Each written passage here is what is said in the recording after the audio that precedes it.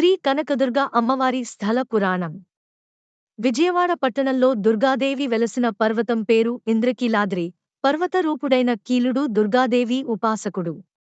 ఆ దుర్గాదేవిని తన హృదయ కుహరంలో, గుహలో నివసించమని అపార తపస్సు చేశాడు. కీలుని భక్తికి కరుణారస ప్రపూర్ణ అయిన జగదంబ దుర్గా కనకదుర్గగా వాని హృదయ కుహరంలో స్వయంభూగా వెలసింది. స్వర్ణ మణిమయ కాంతులతో ప్రకాశిస్తున్న ఆ కనకదుర్గను ఇంద్రాది దేవతలు వచ్చి శ్రీకృష్ణ రూపిణి అయిన కృష్ణవేణి నదిలో స్నానమాడి కనక దుర్గను పూజించి ప్రణమిల్లారు. నాటి నుండి కీలాద్రి ఇంద్రకీలాద్రిగా ప్రసిద్ధి చెందింది. దుర్గమాసురుని సంహరించిన దుర్గ కీలాద్రిన నిలచిపోగా ఈశ్వరుడు జ్యోతిర్లింగ రూపముతో స్వయంభూడుగా ఈ ఇంద్రకీలాద్రి మీద వెలశాడు. బ్రహ్మాది దేవతలు ఆ లింగమును మల్లికా కదంబ పుష్పాలతో పూజించగా అప్పటినుండి మల్లేశ్వరుడుగా పిలువబడుతున్నాడు. అర్జునుడు ఈ కీలాద్రి మీద తపస్సు చేసి శివుని మెప్పించి పాశుపతాస్త్రాన్ని పొంది విజయుడైనాడు. కనుక ఈ క్షేత్రానికి ఫల్గుణ క్షేత్రమని, విజయపురి అనే పేర్లు పురాణ ప్రసిద్ధాలైనాయి. దుర్గాదేవి శుంభ నిశుంభులను వధించి జయం పొందటం చేత జయవాడ అని పేరున్నదని ఒక ఇతిహాసమున్నది. ఆ కాలములోనే కనకవాడ అని కూడా పిలువబడేదని కూడా కొన్ని చోట్ల చెప్పబడినది.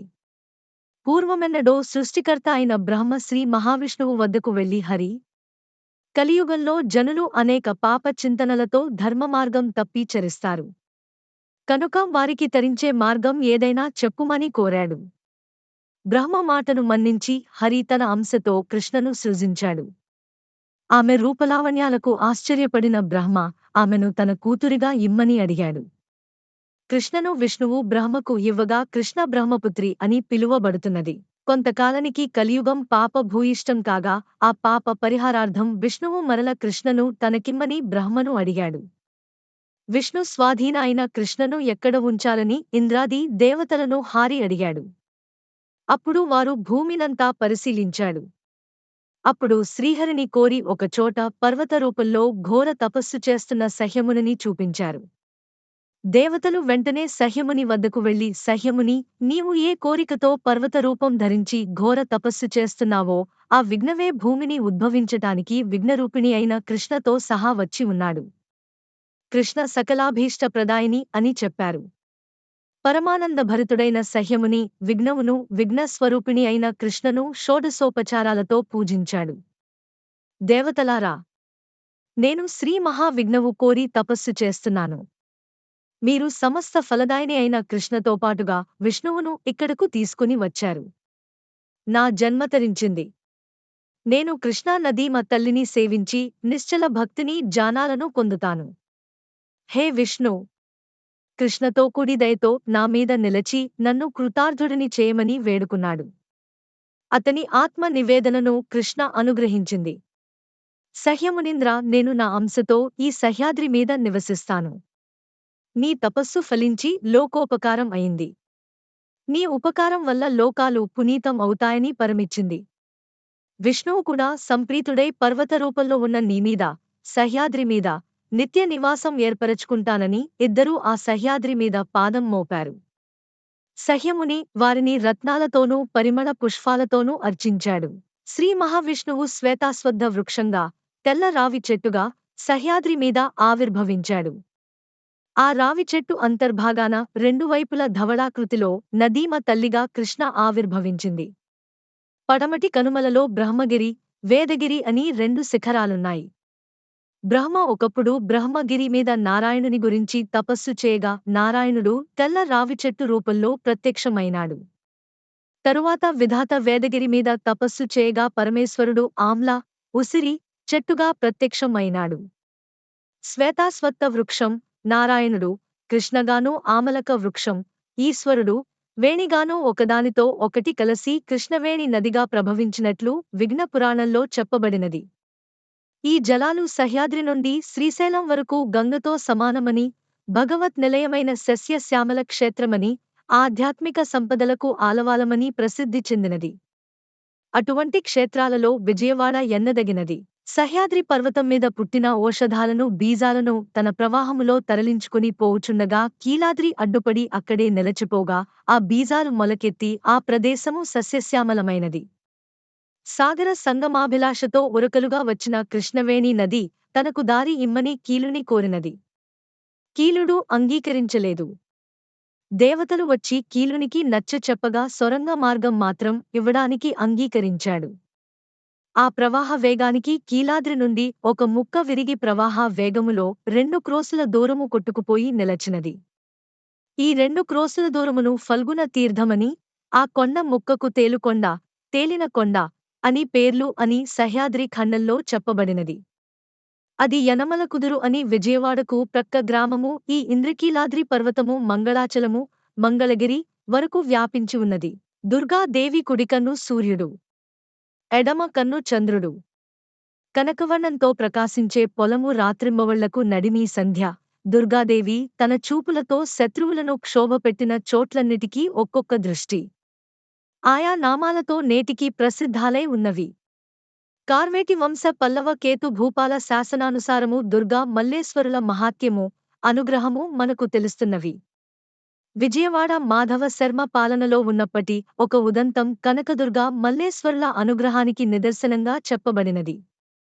మాధవ శర్మ కుమారుడు ఒకనాడు రథం మీద వెళ్ళుచుండగా ఆ రథము క్రింద చింత చిగురు అమ్ముకునే ఒక అభాగ్యురాలి కొడుకు పడి మరణించాడట. ధర్మ సంరక్షణ నిరతుడైన మాధవవర్మ తన కుమారుని హత్యా నేరస్తునిగా ఉరిశిక్ష విధించినాడట. మాధవ శర్మ ధర్మ దీక్షకు కనకదుర్గా మల్లేశ్వరులు సంతసించి ఆ మరణించిన బాలురిద్దరి మీద కనక వర్షము కురిపించి ప్రాణదానం మొనరించగా కనకదుర్గా పండితుని ప్రభావాన్ని కూడా వెల్లడించినది. అప్పుడు విజయవాడ వేంగ రాజుల పాలనలో ఉన్నది. కనకదుర్గా మల్లేశ్వరుల పరభక్త శిఖామణి ఆరాధ్య పండితుడు శ్రీపతి పండితయ్య.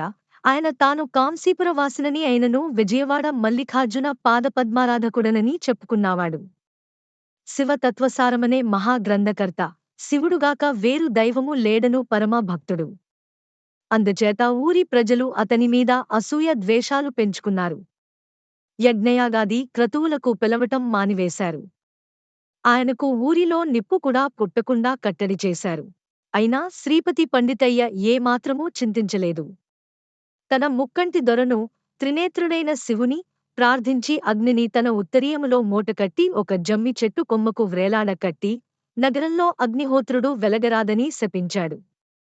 తాను మాత్రము నియమము తప్పక అగ్నికార్యమును కొనసాగించుకొంటూనే ఉన్నాడు. ఆ కాలంలో వేంగీ రాజు అనంతపాలుని పాలనలో ఉన్నది నగరం. అంతట ప్రజలు అందరూ ప్రభువును ముందుంచుకుని శ్రీపతి పండితయ్యను అగ్నికి విడువుమని ప్రార్థించాడు. పండితయ్య అనుగ్రహించాడు. ఈనాటికి జమ్మిదొడ్డిగా పిలువబడుతున్న ప్రాంతమే ఆనాడు పండితయ్య నిప్పును వ్రేలాడదీసిన శమీ వృక్షమున్న చోటు. ఈ శాసనము కూడా అక్కడే లభించినది. అయినా శ్రీపతి పండితయ్య ఏ మాత్రమూ చింతించలేదు. తన ముక్కంటి దొరను, త్రినేత్రుడైన శివుని ప్రార్థించి అగ్నిని తన ఉత్తరీయములో మూటకట్టి ఒక జమ్మి చెట్టు కొమ్మకు వ్రేలాడకట్టి నగరంలో అగ్నిహోత్రుడు వెలగరాదని శపించాడు. తాను మాత్రము నియమము తప్పక అగ్నికార్యమును కొనసాగించుకొంటూనే ఉన్నాడు. ఆ కాలంలో వేంగీ రాజు అనంతపాలుని పాలనలో ఉన్నది నగరం. అంతట ప్రజలు అందరూ ప్రభువును ముందుంచుకుని శ్రీపతి పండితయ్యను అగ్నికి విడువుమని ప్రార్థించాడు. పండితయ్య అనుగ్రహించాడు. ఈనాటికి జమ్మిదొడ్డిగా పిలువబడుతున్న ప్రాంతమే ఆనాడు పండితయ్య నిప్పును వ్రేలాడదీసిన శమీ వృక్షమున్న చోటు. ఈ శాసనము కూడా అక్కడే లభించినది. వేప చెట్టు మహాలక్ష్మి, రావి చెట్టు విష్ణువు, శమీ వృక్షం, జమ్మి చెట్టు శివ శకైక్య స్వరూపం. ఆ శమీ వృక్షం ఆదిపరాశక్తి అంశ వనదుర్గ, ఆమె రూపుదాల్చిన కుండలినీ శక్తి. వివిధ శాఖావృతమైన శమీవృక్ష శిరోభాగమే భయంకర భుజంగ, సర్ప రూపము. అనంతంగా విస్తరించిన వృక్షాగ్రం పగటిని సైతం రాత్రిగా చేయగల కాల స్వరూపం. శమీ వృక్షం వనదేవత, శుభకర తరువు, సంతాన ప్రదాయిని, సర్వశత్రు వినాశిని, పుత్రదం సర్వ పాపఘ్నం సర్వశత్రు వినాశకం అని శమీ వృక్షం చెప్పబడినది. బ్రహ్మ విఘ్నవు మొదలైన దేవతల చేత ఆవరించబడి దాకిని మొదలైన భూత గణాలచే రక్షించబడుతూ ఉంటుంది. వనదుర్గ, స్థలదుర్గ, జలదుర్గ అని దేవికి పేర్లు. అన్నింటిలోకి వనదుర్గ సుఖప్రద. వనదుర్గా రూపంలో ప్రభవించి ప్రకాశించే శమీవృక్షం అనేక దేవతా నిలయం, మహామాయా సంపద కలది. అందుకే పాండవాగ్రజుడైన ధర్మరాజు వారి అజ్ఞాతవాసం ప్రారంభించే ముందు వారి ఆయుధాలను శమీ వృక్షం మీద దాచిపెట్టి వనదేవతారూపిణి అయిన వనదుర్గనిలా ప్రార్థించాడు. విషస్ఫురిత భుజంగ భంగి భయంకర రూపంతో మా ఆయుధాలను కనుపింప చేయమని కోరాడు. చిత్తక్షోభం కలిగించే దీని ఆకృతి దేవీ స్వరూప స్వభావాలకు ప్రతీక. సమస్త ప్రాణులలోనూ వ్యాపించి చిత్త వికారాలను కలిగించే భ్రమరాంబ అష్టాదశ పీఠాలలో ఒకటైన శ్రీశైల పీఠశక్తి. శాకిని, డాకిని మొదలైన యోగిని గణాలతో ఆవృతమై అరణ్య మధ్యంలో నెలకొన్న వనదుర్గా రూపమీ శమీ తరువు. కనుకనే ధర్మరాజు అజ్ఞాతవాసంలో భీముని ఆ గ్రహ ప్రవృత్తిని నిగ్రహించుకునే విధంగా శాసించు తల్లి అని వన దేవతారూపిణి అయిన శమీ వృక్షాన్ని ప్రార్థించి తగిన నివేదనలు సమర్పించాడు. శత్రువులు ఎవరూ ఆ శమీ వృక్షాన్ని దాటి రాకుండా చూడుమని అర్థించాడు. శమీ వృక్షం శివశకైక స్వరూపం కనుకనే మహాదేవ శక్తి పాశుపతాస్త్రాన్ని ధరించి భరించింది. నాటికి నేటికీ శమీ పూజ పార్వేట వాడవాడలా నవరాత్ర ఉత్సవాల ముగింపుగా జరుగుతూనే ఉన్నది. ఎందుకనగా గ్రామదేవతా మూర్తులు లేని మరుమూల గ్రామాలలో కూడా రావి, వేప, శమీ వంటి వృక్షాలే వనదేవతలుగా గ్రామాలను కాపాడుతాయి అనే ప్రగాఢ విశ్వాసమే యుగయుగాలుగా చాటిన సత్యం. దేవీ దుర్గా మహిషాసురుని వధించి మహోగ్రంగా కనిపిస్తుండగా దేవతలందరూ అమ్మా నీవు లోకాలను రక్షించే తల్లివి. ఇంతటి మహోగ్రరూపం మహిషాసురుని వంటి రాక్షస వధకేగాని మేమెట్లు భరించగలం? మూల ప్రకృతనైన నిన్నెట్లు సమీపించగలం? తల్లి నీవు శాంతి రూపిణివై లోకాలను కపాడుమని వేడుకున్నారు. ఆ తల్లి కరుణారస సంపూర్ణ అయిన రాజరాజేశ్వరిగా అవతరించింది. కాలాంతములో జగద్గురువు ఆదిశంకరాచార్యులవారు మహోగ్ర శక్తులను శ్రీచక్రము నందు నిక్షిప్తం చేసి శ్రీ అమ్మవారి పాదాల చెంత శ్రీచక్రరాజమును స్థాపన చేయటమైనది. ప్రతి సంవత్సరము ఆశ్వయుజ శుద్ధ పాడ్యమి మొదలు నవమి వరకు దుర్గోత్సవం అను పేరుతో దేవీ శరన్నవరాత్రోత్సవములను, సంవత్సరారంభంలో చైత్ర శుద్ధ పాడ్యమి నుండి నవమి వరకు వసంత నవరాత్రోత్సవములను పేరుతో నన్ను ఆరాధించిన నా చరిత్రను వినిన ఇహలోకాన ఆయురారోగ్య ఐశ్వర్యాలతో పుత్ర పౌత్రాభివృద్ధితో సమస్త సుఖశాంతులు పొందగలరని వరమిచ్చింది. నాటి నుండి దుర్గమ్మ రాజరాజేశ్వరిగా లోకాలను పాలిస్తూ, బాలా త్రిపురసుందరిగా కోరికలీడేరుస్తూ, అన్నపూర్ణగా ఆకలి తీరుస్తూ, లలితగా లాలిస్తూ, సరస్వతిగా సకల విద్యలు ప్రసాదిస్తూ అనేక అంశలతో అర్భామూర్తిగా ఆరాధించబడుతూ ఉన్నది. ద కారం దైత్యనాశకం. ఉ కారం విఘ్న నాశకం. ర్ కారం రోగ నాశకం. గ కారం పాప నాశకం. ఆ భయనాశక వాచకం. కనుకనే అమ్మవారికి పర్యాయపదమైన దుర్గా నామమును ఉచ్చరించినా, స్మరించినా పాపాలు నశిస్తాయని సాక్షాత్తు పరమ శివుడు చెప్పిన మాట అని సకల లోక పితామహుడు సృష్టికర్త అయిన బ్రహ్మ మార్కండేయ మహర్షికి చెప్పిన ప్రమాణమున్నది.